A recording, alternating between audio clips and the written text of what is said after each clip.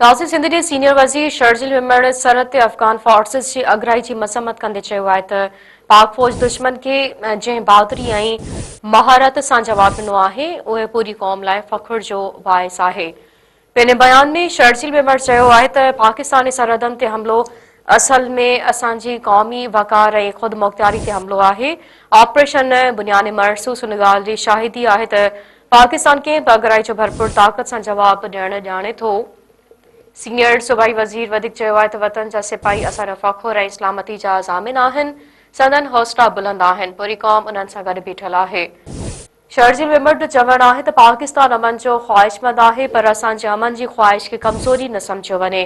कंहिं बि पाकिस्तान जी सालिमियत या शहरियुनि जे तहफ़ुज़ खे चैलेंज कयो त उन खे मुंहुं तोड़ जवाब ॾिनो वेंदो। हिकु बार ॿिए खे ब्रेकिंग न्यूज़ टियूं पिया। सिंध जे सीनियर वज़ीर शर्जील मेमण सरहद ते अफ़गान फोर्सेस जी अगराई जी मज़म्मत कंदे चयो आहे त पाक फ़ौज दुश्मन खे जंहिं बहादुरी ऐं महारत सां जवाब ॾिनो आहे उहे पूरी क़ौम लाइ फ़ख्र जो बाइस आहे। पंहिंजे बयान में शर्जील मेमण चयो आहे त पाकिस्तान जे सरहदनि ते हमिलो असल में असांजी क़ौमी वक़ार ऐं ख़ुदमुख़्तियारी ते हमिलो आहे। ऑपरेशन बुनियाने मरसूस उन ॻाल्हि जी शाहिदी आहे त पाकिस्तान कंहिं बि अगराई जो भरपूर ताक़त सां जवाब ॾियणु ॼाणे थो। सीनियर सूबाई वज़ीर वधीक चयो आहे त वतन जा सिपाही असांजो फ़ख्र ऐं इस्लामती जा ज़ामिन आहिनि। संदन हौसला बुलंद आहिनि। पूरी क़ौम उन्हनि सां गॾु बीठल आहे।